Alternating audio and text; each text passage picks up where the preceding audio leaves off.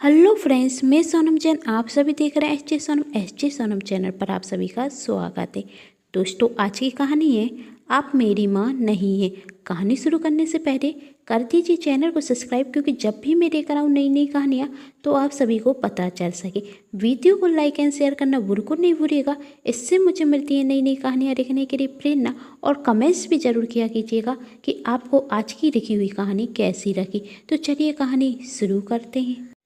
सूरज ने ऑफिस से अपनी पत्नी संजना को फ़ोन किया और कहा, जल्दी से सामान पैक कर लो, हमें गांव जाना है। संजना ने कहा, आखिर बात क्या है सूरज? पता नहीं, भाभी का अभी गांव से फ़ोन आया है और वही मुझसे कह रही थी कि आप जल्दी से गांव आ जाइए। शायद वही कोई परेशानी में है, हमें चलना चाहिए, वरना कभी भी उन्होंने ऐसे फ़ोन नहीं किया। मैंने उनसे पूछा भी क्या परेशानी है, लेकिन उन्होंने मुझसे कुछ कहा नहीं। सिर्फ इतना कहा कि आप गांव आ जाइए, मुझे आपसे ज़रूरी बात करनी है। अब गांव जाकर ही पता चलेगा कि भाभी को हमसे क्या बात करनी है। भगवान करे सब ठीक हो।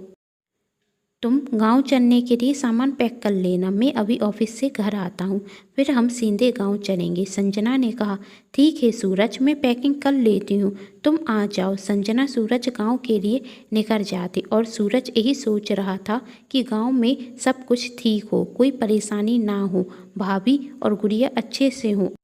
अभी तो भाभी के ऊपर दुखों का पहाड़ टूटा था जब 2 साल पहले भैया की मृत्यु हो गई थी। अभी तो भाभी ने खुद को संभालना शुरू किया था, वरना भैया की मृत्यु के बाद तो उन्होंने खाना पीना छोड़ दिया। गुड़िया ही तो है जिसके लिए वही जी रही हैं। भगवान, आप मेरी भाभी को और कोई परेशानी मत देना, वही ठीक हो, गुड़िया भी ठीक हो। कुछ ही देर में सूरज का गांव आ चुका था और वही अपनी भाभी के पास जाता। सूरज और संजना जब अपनी भाभी के पास जाते तो वह कहती, सूरज अब मेरे पास और ज़्यादा दिन नहीं है, क्या पता कब भगवान के घर से बुलावा आ जाए। मेरी तुमसे बस इतनी ही विनती है, मेरे जाने के बाद मेरी गुड़िया आयुषी का ख्याल रखना। उसके पापा तो उसे पहले ही छोड़कर चले गए और अब मैं भी उसे छोड़कर जाने वाली हूँ। वह अभी 5 साल की है, तुम उसका अच्छे से ध्यान रखना। सूरज, भाभी आप क्या कह रही हैं? सूरज की भाभी, पिछले 1 वर्ष से मेरा स्वास्थ्य ठीक नहीं है और अब तो डॉक्टरों ने कह दिया है कि मैं अब ज़्यादा दिनों तक जीवित नहीं रह सकती। सूरज ने कहा कि आप 1 साल से बीमार हैं और आपने हमें बताया भी नहीं। मुझसे कहती मैं आपका शहर में इलाज कराता। सूरज की भाभी, पहले से ही तुम पर जिम्मेदारियां हैं और मैं तुम्हें परेशान करना नहीं चाहती थी, इसलिए तुमसे कुछ नहीं कहा। और सूरज से कहती, अब इन सब बातों का समय नहीं है मेरे पास, वक्त बहुत कम है। वही संजना से कहती, संजना तुम मुझसे वादा करो कि तुम कभी भी मेरी गुड़िया आयुषी को माँ की कमी होने नहीं दोगी, उसकी चाची माँ बनकर तुम उसके साथ हमेशा रहोगी। संजना कुछ कह पाती उसके पहले ही संजना की जेठानी यह दुनिया छोड़कर जा चुकी थी। शायद उनकी जान अभी तक सूरज और संजना के इंतजार में ही रुकी थी। जाने के पहले वह अपनी बेटी की परवरिश अपने देवर और देवरानी के ऊपर छोड़कर जाना चाहती थी। कुछ दिनों बाद सूरज और संजना अपने साथ अपनी भाभी की बेटी आयुषी को भी लेकर आ जाती, लेकिन मासूम आयुषी अपनी माँ के जाने के बाद बहुत दुखी थी और वही गुमसुम सी ही रहती थी। वही किसी से भी ज़्यादा बात नहीं करती थी। संजना अक्सर आयुषी से बात करने की कोशिश करती, लेकिन आयुषी संजना की किसी भी बात का जवाब नहीं देती थी। एक दिन संजना ने सूरज से कहा, आयुषी को आए हुए 1 महीना हो गया है, लेकिन वह अभी भी गुमसुम ही रहती है, कोई ज़्यादा बात नहीं करती। हमें आयुषी का एडमिशन एक स्कूल में करा देना चाहिए, स्कूल जाएगी और नए दोस्त बनेंगे तो उसका मन बहलेगा। सूरज, तुम सही कह रही हो, इस बहाने आयुषी का मन भी लगा रहेगा और वैसे भी उसकी पढ़ाई भी छूट रही है। सूरज आयुषी का एक अच्छे स्कूल में एडमिशन करा देता। अब आयुषी रोज स्कूल जाती और संजना उससे पूछती, बताओ आज स्कूल में क्या हुआ, तुमने क्या किया। आयुषी भी खुश होकर संजना को सब कुछ बता देती। शुरू शुरू में जो आयुषी संजना से डरती थी, अब वह उसके साथ बहुत खुश रहती थी और आयुषी को संजना के रूप में एक नई माँ भी मिल गई थी। संजना भी आयुषी की बहुत फिक्र करती थी। गुमसुम आयुषी अब खुश रहने लगी थी और अपनी चाची को अपनी चाची माँ के रूप में देखने लगी थी। आयुषी संजना से अब चाची माँ ही कहती थी। इस तरह एक वर्ष निकल गया और अब संजना गर्भवती थी। संजना आयुषी से कहती, अब तुम्हारे साथ खेलने वाला तुम्हारी छोटी बहन या तुम्हारी छोटा भाई आने वाला है। आयुषी को भी अपने छोटे बहन भाई के आने का बहुत इंतज़ार था। इस तरह समय निकलता गया और अब संजना ने एक छोटी सी प्यारी बेटी को जन्म दिया। इस समय संजना के पास कोई भी बड़ा नहीं था वही संजना की देखभाल कर सके, इसलिए संजना ने अपने मायके से अपनी माँ को बुलाया। संजना की माँ संजना और उसकी छोटी बेटी निधि का बहुत अच्छे से ख्याल रखती थी। एक दिन संजना ने अपनी माँ से कहा, माँ आयुषी स्कूल से आ गई होगी, आप उसे भी खाना खिला देना। तभी संजना की माँ संजना से कहती, क्या हर वक्त आयुषी आयुषी करती रहती है, कभी अपनी बेटी का भी ख्याल रख लिया कर। और आयुषी तेरी बेटी नहीं, तेरी जेठानी की बेटी है और हाँ, उसका ख्याल रखना बंद कर, अपनी बेटी पर ध्यान दे।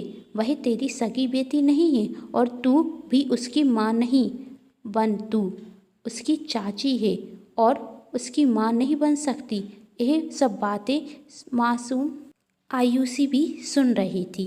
वही हर दिन की तरह अपनी चाची को स्कूल में क्या हुआ यह बताने के लिए आई थी, लेकिन संजना की माँ की बातें सुनकर वह वहाँ से चली जाती और अपनी माँ की फ़ोटो देखकर कहती है, माँ आप मुझे छोड़कर क्यों चली गईं। माँ आपने तो कहा था कि चाची मेरी दूसरी माँ है, उनसे चाची माँ कहना, लेकिन नानी जी तो कहती हैं कि वह मेरी माँ नहीं बन सकती। वहाँ संजना अपनी माँ से कहती, माँ तुम भी ना कैसी बातें करती हो, आयुषी मेरी बड़ी बेटी है और मैं अपनी बड़ी बेटी का ध्यान नहीं रखूँगी। जैसे मेरे लिए निधि है वैसी ही मेरे लिए आयुषी है, मैंने दोनों में कोई भी फर्क नहीं रखा। आयुषी इस घर की बड़ी बेटी है। संजना की माँ, ठीक है, वैसे भी तू और दामाद जी मेरी सुनते ही कहाँ हो, बहुत बड़ी बेटी मानती है ना आयुषी को। एक दिन जब वह बड़ी हो जाएगी तो भूल जाएगी कि तुमने और दामाद जी ने उसके लिए क्या क्या किया। और सच यही है कि वह तेरी नहीं, तेरी जेठानी की बेटी है।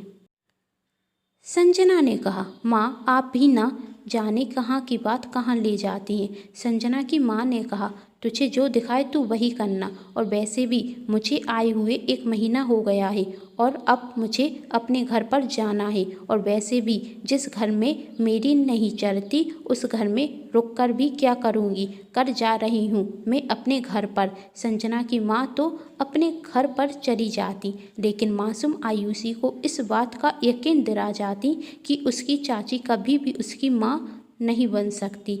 एक दिन आयुषी बहुत खुश थी, उसके स्कूल में बहुत अच्छे नंबर आए थे। वह ये बात जब अपनी चाची को बताने जाती तभी निधि रोने लगती है और उसकी चाची कहती, अरे निधि जग गई, पहले मैं उसे शांत करा दूँ फिर तेरी बात सुनती हूँ। और आयुषी से कहती, जरा रसोई घर से निधि की दूध की बोतल तो लेकर आना, उसे भूख लगी होगी, मैं उसे दूध पिला देती हूँ। अब इस तरह संजना आयुषी से घर के छोटे छोटे काम कराती रहती और उसकी ज़्यादा परवाह नहीं करती। अब उसका ध्यान सिर्फ और सिर्फ अपनी बेटी निधि पर ही रहता, जिसे देखकर आयुषी दुखी रहती थी। अब उसकी चाची उसका पहले जितना ध्यान नहीं रखती थी। निधि के आने के बाद उसकी चाची बदल गई हैं। इस तरह वक्त निकलता जा रहा था और आयुषी अपनी चाची से नफरत करने लगी थी, क्योंकि वही सोचती थी कि उसकी चाची अब उससे घर के काम कराती हैं और उससे ज़्यादा पन्ने भी नहीं देती। वह चाहती ही नहीं कि मैं अपनी पढ़ाई अच्छे से कर सकूं और अपनी माँ का सपना पूरा कर सकूं। मेरी माँ चाहती थी कि मैं पढ़कर एक डॉक्टर बनूं और मैं एक डॉक्टर ज़रूर बनूंगी। अपनी माँ का यह सपना पूरा करूंगी। आयुषी पढ़ाई में बहुत होशियार थी और जब उसने 12th क्लास के पेपर दिए तो वह पूरे कॉलेज में प्रथम आई थी। आयुषी अब आगे डॉक्टरी की पढ़ाई करना चाहती थी और उसने अपने चाचा सूरज से कहा, चाचा जी अब मैं पढ़ने के लिए दूसरे शहर जाना चाहती हूँ। मैं आगे डॉक्टरी की पढ़ाई करना चाहती हूँ। सूरज ने कहा, इस सब में तो बहुत खर्च होगा और मैं इतना खर्च कैसे उठा पाऊँगा। सॉरी बेटा, मुझे माफ़ कर दो, मैं तुम्हें आगे नहीं पढ़ा पाऊँगा। तुम किसी कॉलेज से बीए कर लो, उसके बाद भी तुम्हें अच्छी नौकरी मिल जाएगी। उस वक्त संजना की माँ भी वहाँ थी और संजना की माँ कहती, दामाद जी आप बिल्कुल सही कह रहे हैं। तभी संजना ने कहा, नहीं माँ, जब मेरी बेटी आगे डॉक्टरी की पढ़ाई करना चाहती है और डॉक्टर बनना चाहती है तो वह डॉक्टरी की ही पढ़ाई करेगी। मेरी बेटी की जिस विषय में रुचि है वह उसी विषय से पढ़ेगी। सूरज ने कहा, पर पैसे? तभी संजना ने कहा, मेरे नाम पर जो एफडी है वह तोड़ दो, उस पैसों से मेरी बेटी डॉक्टरी की पढ़ाई करेगी। तभी संजना की माँ ने कहा, पागल हो गई है क्या? यदि पूरे पैसे इसके लिए खर्च कर देगी तो अपनी बेटी निधि के लिए क्या बचा कर रख लेगी? करके दिन वह भी तो आगे की पढ़ाई करेगी, उस वक्त क्या करेगी? संजना ने कहा, माँ अभी निधि छोटी है, पहले उसे तोहर तो कर लेने दीजिए, फिर देख लेंगे उसे क्या करना है। इस वक्त मुझे अपनी बड़ी बेटी आयुषी के बारे में सोचना चाहिए और मैं वही कर रही हूँ। अपनी चाची माँ की यह बातें सुनकर आयुषी की आंखों में आंसू आ जाते और वह अपनी चाची माँ के गले रख कर कहती, चाची माँ मुझे माफ़ कर दीजिए, मैं आपको कितना गलत समझती रही। मुझे लगा निधि के होने के बाद आप सिर्फ उसकी ही परवाह करती हैं, उससे ही प्यार करती हैं, मुझसे नहीं। और जब भी आप मुझसे घर का काम करने के लिए कहती तो मुझे ऐसा लगता कि आप चाहती ही नहीं कि मैं अच्छे से पढ़ाई कर सकूं और मैं फेल हो जाऊं और मेरी माँ का सपना अधूरा रह जाए, मैं कभी भी डॉक्टर नहीं बन सकूं। लेकिन आज आपकी वजह से मैं डॉक्टरी की पढ़ाई कर सकती हूँ। मैं आपको कितना गलत समझती थी, मुझसे गलती हो गई, मुझे माफ़ कर दीजिए। संजना ने कहा, अरे पगली, तू तो मेरी बड़ी बेटी है और एक माँ घर के कामों में अपनी बड़ी बेटी से मदद नहीं ले सकती क्या? उस वक्त निधि छोटी थी इसलिए मुझे उसका ज़्यादा ख्याल रखना पड़ता था। तू तो समझदार थी, घर की बेटियों को काम सिखाना भी तो माँ की ही जिम्मेदारी होती है। आयुषी आप सही कह रही हैं चाची माँ, लेकिन मैं कहाँ समझ पाई और आपके बारे में ना जाने क्या क्या सोचने लगी। संजना ने कहा, अब ठीक है, रोना बंद कर और अपनी आगे की पढ़ाई की तैयारी कर। यही सब देखकर सूरज को भी आज अपनी पत्नी पर गर्व हो रहा था। आयुषी अपनी आगे की पढ़ाई करने के लिए दूसरे शहर चली जाती और कुछ सालों बाद आयुषी डॉक्टर आयुषी हो जाती। अब निधि भी बड़ी हो चुकी थी और वह भी आगे इंजीनियर की पढ़ाई करना चाहती थी। समस्या वही थी कि अब पैसे कहाँ से आएंगे। तभी संजना की माँ ने कहा, मैंने कहा था ना कि उस आयुषी पर अपने पूरे जमा किए पैसे खर्च मत कर, लेकिन तूने मेरी सुनी ही कहाँ। वह तो पढ़ लिख कर डॉक्टर बन गई और अपनी ससुराल में जाकर खुश है, लेकिन अब तुम्हारा क्या? मैंने कहा था ना, वह कभी भी याद नहीं रखेगी कि उसके चाचा चाची ने उसके लिए क्या क्या किया। दूसरे की बेटी का भला करने के लिए तुमने अपनी ही बेटी की ज़िंदगी बेकार कर दी। उसी वक्त संजना के फ़ोन की घंटी बजती। फ़ोन आयुषी का था। आयुषी ने पूछा, चाची माँ, आज तो निधि का रिजल्ट आना था, क्या हुआ? उसने सोचा उसे आगे क्या करना है। आप उसकी पढ़ाई की बिल्कुल भी चिंता मत करना, मैं उसकी बड़ी बहन हूँ, मैं उसे आगे की पढ़ाई कराऊंगी। आप और चाचा जी बिल्कुल भी चिंता मत करना, उसे जो करना है वह उसे करने देना। यही सुनकर संजना की आंखों में खुशी के आंसू आ जाते और वह कहती, मुझे मेरी बड़ी बेटी से यही उम्मीद थी कि वह ससुराल जाकर भी अपनी छोटी बहन को नहीं भूलेगी। आयुषी ने कहा, चाची माँ कैसे भूल जाऊंगी? आखिर वह मेरी छोटी बहन है और वह मेरी जिम्मेदारी भी है। उसकी परवाह करना और उसकी चिंता करना मेरा फ़र्ज है। मैंने तो जब निखिल से शादी की थी तो उनसे पहले ही कह दिया था कि शादी के बाद मैं अपनी छोटी बहन की पूरी जिम्मेदारी उठाऊंगी, उसे पढ़ाऊंगी भी और उसकी शादी मैं बड़ी धूमधाम से करूंगी। आखिर एक ही तो छोटी बहन है मेरी, उसके लिए इतना नहीं करूंगी? संजना ने फ़ोन रख दिया और अपनी माँ से पूछा, अब बोलो माँ, अब क्या कहना है आपका? क्या मैंने कुछ गलत किया था? अब संजना की माँ के पास बोलने के लिए रह भी किया गया था। वही चुपचाप वहाँ से चली जाती। सूरज संजना को बहुत गौर से देख रहा था। संजना ने कहा, क्या हुआ, इस तरह क्यों देख रहे हो? सूरज, देख रहा हूँ अपनी पत्नी को, जो अपनी माँ के भड़काने पर भी कभी नहीं भड़की और अपनी जेठानी की बेटी को बिल्कुल अपनी सगी बेटी की तरह पारा, उसे बिल्कुल अपनी सगी बेटी की ही तरह प्यार दिया। संजना आखिर क्यों नहीं करती उसे प्यार? मैं उसकी चाची माँ हूँ। माँ तो अपने हर बच्चे से एक ही समान प्यार करती है, फिर चाहे वह मेरी छोटी बेटी हो या मेरी बड़ी बेटी। दोस्तों, आप सभी को ये कहानी कैसी लगी नीचे कमेंट बॉक्स में ज़रूर बताइएगा और कहानी पसंद आई है तो चैनल को सब्सक्राइब कर लीजिएगा। वीडियो को लाइक एंड शेयर करना बिल्कुल नहीं भूलिएगा। Thanks for watching.